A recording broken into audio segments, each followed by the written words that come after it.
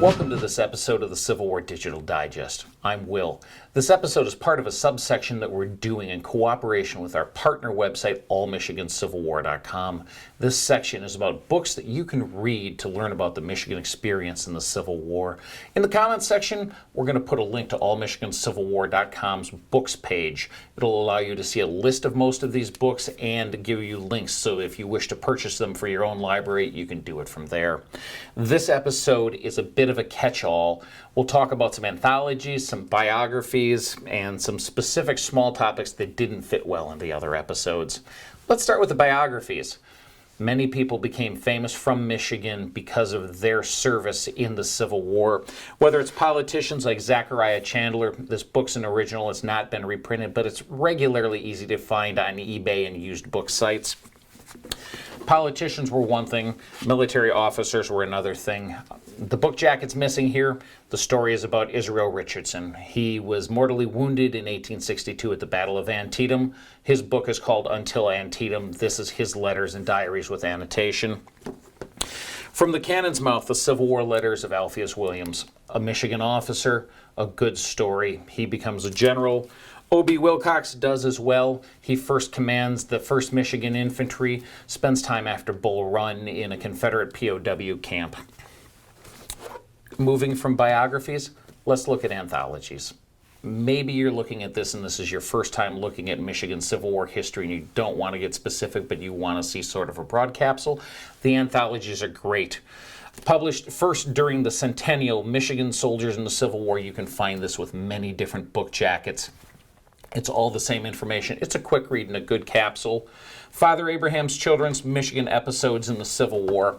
This is excellent stories and again, doesn't get too specific. In the same way, If I Am Found Dead and A Distant Thunder are both anthologies about the Michigan experience. We have an autographed copy here. After the anthologies, let's talk about specific topics. One is the Underground Railroad. From midnight to dawn, the dust jacket's not here. Midnight is Detroit, dawn is Canada. Get away, get free. Large portions about Michigan, a stronger kinship. Although it goes into race relations after the Civil War, there's several chapters about Michigan and the Underground Railroad there. Paul Taylor's Old Slow Town is a good book about the entire Detroit experience during the Civil War. People of multiple faiths lived during the Civil War. In another episode, we talked about the Michigan Centennial books that were publications, the blue booklets. There's several books on different Christian denominations. Additionally, in 1962, Wayne State Press published a small pamphlet about the Jewish soldier from Michigan in the Civil War. Worth a read if that's something in your interest. Now, the veterans had veterans associations. They also were busy dedicating monuments in the late 1800s.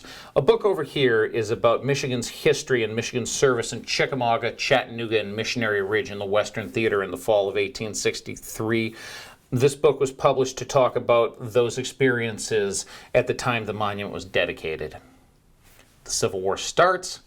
What's Michigan doing as a state historically, politically? The Laws of Michigan, 1861. This is a compilation of the laws passed that year. It's an original. In it, you'll see the original declarations that allow Michigan to enter the war, to support the Union, to support Abraham Lincoln, and to raise money to raise troops to send to Washington. Over here are some research books we haven't gotten to elsewhere. Colonels in Blue, Michigan, Ohio, and West Virginia. It's a listing of all the men who made the rank of colonel from these states, including our state of Michigan. And below it, well out of print, but if you can find it, it's certainly worth finding. Army Michigan's Regiments, 1862 to 1864. This is a compilation of Ordnance Department reports, broken down by quarter, so broken down by every 3 months for those few years. Finally, the stack I have before me are books that have been published during the sesquicentennial of the Civil War, or in one that was just before.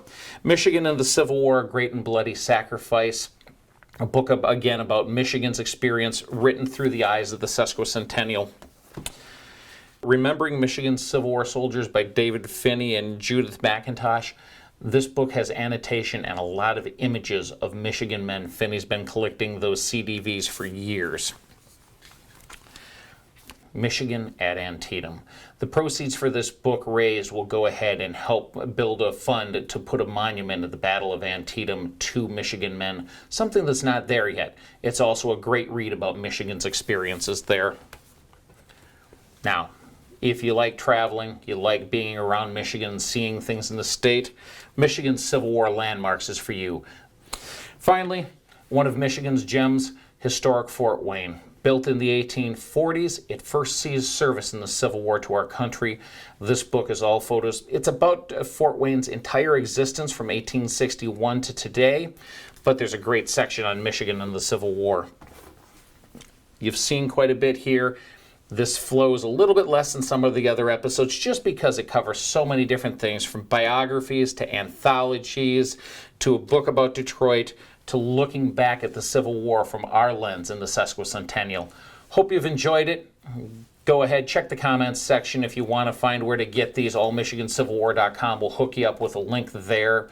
If you've liked this episode, please hit like. If you want to see other episodes, be sure to subscribe to the Civil War Digital Digest.